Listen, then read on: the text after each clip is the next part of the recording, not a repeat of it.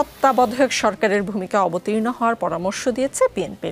সে সঙ্গে সরকারের উপদেষ্টা পরিষদে থাকা দল ঘনিষ্ঠদের বিষয়ে পদক্ষেপ নিতে বলেছেন বিএনপির মহাসচিব মির্জা ফখরুল ইসলাম আলমগীরের নেতৃত্বে বিএনপির 3 সদস্যের প্রতিনিধি দল। বিএনপি তত্ত্বাবধায়ক সরকার নয়, বরং অন্তর্বর্তী সরকারের নিরপেক্ষ ভূমিকা চেয়েছে বলে জানিয়েছেন আইন উপদেষ্টা আসিফ নজরুল।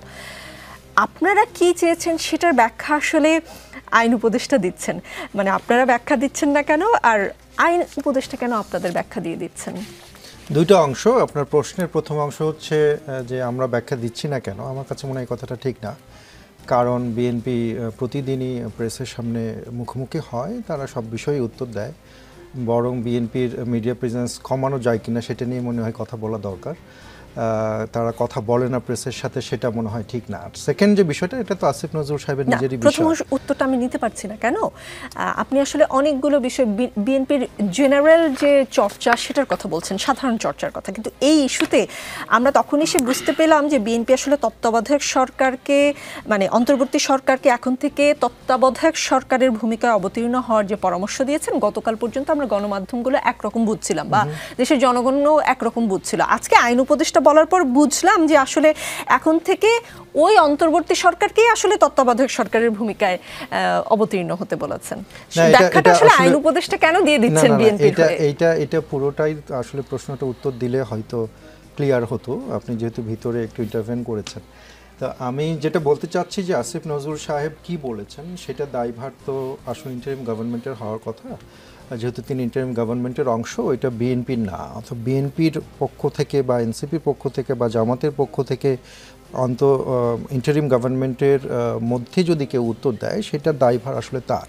এখন আমি যেভাবে বিষয়টা দেখছি বা যেটা নিয়ে আসলে কথাটা আলোচনাটা শুরু হয়েছে, সেটা হচ্ছে যে আমরা দেখেছি যে বিভিন্ন সময় অন্তর্বর্তী সরকারের মধ্যে যারা ছাত্র উপদেষ্টা বা শিক্ষার্থী সেকশনটার প্রতিনিধিত্ব করে, এরকম আমরা যে দুজন উপদেষ্টা আমরা দেখেছি।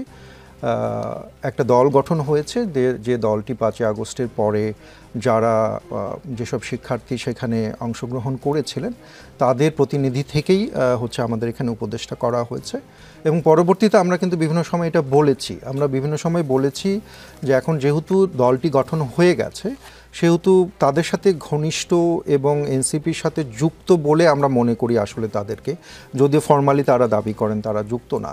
এরকম তারা যদি ওই অন্তর্বর্তী সরকারের মধ্যেই থাকেন এবং এনসিপিও যদি নির্বাচনে অংশগ্রহণ করে, তাহলে স্বাভাবিকভাবেই এখানে একটা কনফ্লিক্ট অফ ইন্টারেস্ট থাকে বলে আমরা মনে করি। যে কারণে শুধুমাত্র যে উপদেষ্টাদের বিষয়ে কথা বলেছেন বিএনপির নেতৃবৃন্দ সেটা কিন্তু না, সেটার সাথে সাথে আমরা বলার চেষ্টা করেছি যে নির্বাচন অনুষ্ঠিত করার জন্য তত্ত্বাবধায়ক সরকারের ভূমিকা মানে কি আসলে, মানে হচ্ছে যে এমন একটা সরকার, যে সরকারটা নির্বাচন অনুষ্ঠিত করার জন্য যে কাজগুলো করা দরকার, এর আগের আমরা বিভিন্ন টেনিওরে যখন তত্ত্বাবধায়ক সরকার আমরা দেখেছি সেগুলো করা। যেমন মনে করেন প্রথমেই এসে কি করে তত্ত্বাবধায়ক সরকার, প্রথমেই হচ্ছে যে ডিসি, এসপি, এই ধরনের যে পজিশনগুলো যারা নির্বাচনের কার্যক্রমের সাথে সরাসরি যুক্ত, তাদেরকে এক ধরনের বদলি করে অথবা সেখানে নিরপেক্ষ দেবার চেষ্টা করে, বা দলীয় বিবেচনায় যারা বা দলীয় ঘনিষ্ঠ যারা তাদেরকে সরিয়ে দেয়। তো সেরকম একটা অবস্থান নিয়ে যাওয়া এবং পুরো ব্যুরোক্রেসির মধ্যে একটা নিরপেক্ষ উপদেষ্টাই কেবল দল ঘনিষ্ঠ, আপনারা দল ঘনিষ্ঠ যে শব্দটা ব্যবহার করেছেন সেটা কি এই? আমি দল ঘনিষ্ঠ শব্দটা আসলে ব্যুরোক্রেসির জন্য ব্যবহার করেছি। আর ছাত্র উপদেষ্টার যে দুজনের কথা আমরা বলেছি সেটা তো খুবই ক্লিয়ার। হ্যাঁ, এটা তো জনগণ সবাই জানে যে আসলে তারা এনসিপির সাথে কোনো না কোনোভাবে ঘনিষ্ঠভাবে যুক্ত। যে কারণে আমি একটু শেষ করি, যে কারণে আইদার তারা হচ্ছে পদত্যাগ করে এই তত্ত্বাবধায়ক সরকার বা অন্তর্বর্তী সরকার, যেভাবে আপনি বলেন নির্বাচনকালীন যে সরকার, সেটাকে পুরোপুরি একটা নিরপেক্ষ অবস্থানে নিয়ে যাওয়া, অথবা তারা একটা ঘোষণা দিবেন যে আমরা এই নির্বাচনের একটা, তারা তো পার্টিসিপেট করবেনই না যেহেতু তারা উপদেষ্টা, কিন্তু একটা নির্দিষ্ট সময়কাল পর্যন্ত, অন্তত নেক্সট গভর্নমেন্টের টেনিওর পর্যন্ত তারা আসলে অন্য দলে যোগ দিবেন না। তাতে এটা হয়তো ক্লিয়ার হবে যে তারা আসলে কোনো রাজনৈতিক দলের সাথে যুক্ত না। কারণ আমরা তো চাচ্ছি, এটা তো কোনো রাজনৈতিক দলের সরাসরি যুক্ত এরকম কেউ তো হচ্ছে এই সরকারে থাকার কথা না। যে কারণেই আমরা সেটা নিশ্চিত করার জন্য এই কথাটি বলছি। সামিউল পারভেজ, আপনি যেমন বলছেন যে এই দুই ছাত্র উপদেষ্টার আসলে ছাত্রদের সাথে বা বিশেষ করে এনসিপির সাথে কোনো কানেকশন থাকতে পারে, এই উপদেষ্টা পরিষদের সকল দলের আসলে কি বলবো, কিন্তু তারা কিন্তু ওই দলগুলোর নেতা না। না আমি শেষ করি প্রশ্নটা। সকল দলের এক ধরনের রেফারেন্স নিয়ে এই উপদেষ্টা পরিষদ গঠিত হয়েছে। এখন কোনো উপদেষ্টা যদি আপনাদের হয়ে আপনাদের কথার ব্যাখ্যা করে দেন এবং সেইটা নিয়ে যদি আসলে এনসিপি অবজেকশন দেয় যে আসলে এই উপদেষ্টা কেন বিএনপির কথার ব্যাখ্যা দিচ্ছে, আমরা তাকে চাই না, জামাতও বললো অমুক অমুক উপদেষ্টাকে আমরা চাই না কারণ তারা এনসিপির বা বিএনপির ঘনিষ্ঠ, তো ঠক বাঁচতে যেমন গা উজার, দল ঘনিষ্ঠ বাঁচতে তো উপদেষ্টা উজাড় হয়ে যাবে। তাহলে এখানে দল ঘনিষ্ঠ এক জিনিস, আর হচ্ছে ইলেকশন কারা করবে, ইলেকশন কারা করবে এটাও আরেকটা জিনিস, আরেকটা হচ্ছে দলের সাথে সম্পৃক্ত একদম। আমরা দেখেছি এনসিপি যেখান থেকে উঠে এসেছে সেখানে আমাদের দুজন যে উপদেষ্টা রয়েছেন তাদের একটা সরাসরি যোগ রয়েছে। এখানে এনসিপি যে নেতা আছেন তিনি আরও ভালো করে বলতে পারবেন, কিন্তু আসিফ নজরুল তো বিএনপির কোনো নেতা না বা কোনো সময় বিএনপির সাথে যুক্তও ছিলেন না।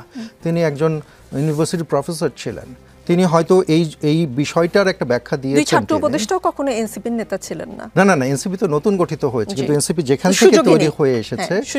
থেকে তৈরি হয়ে এসেছে এবং পরবর্তীতে বিভিন্ন ঘটনায় আপনি দেখবেন, যেমন যখন জুলাই সনদ তারা স্বাক্ষর করেননি তখন সরকারকে তাদের সাথে বসার জন্য তাদের ঘনিষ্ঠ হিসাবে প্রথম আলো রিপোর্টে আপনি দেখবেন যে মাহফুজ আলম এনসিপির সাথে ঘনিষ্ঠ বলে তাকে এই দায়িত্বটা দেওয়া হয়েছে। হ্যাঁ, তার মানে এবং মানে এই শো যারা দেখছেন বাংলাদেশের সবাই এটা জানেন, যত এটা আপনি যুক্তি দিয়ে বলার চেষ্টা করেন এটা কিন্তু জানেন যে তারা আসলে এনসিপি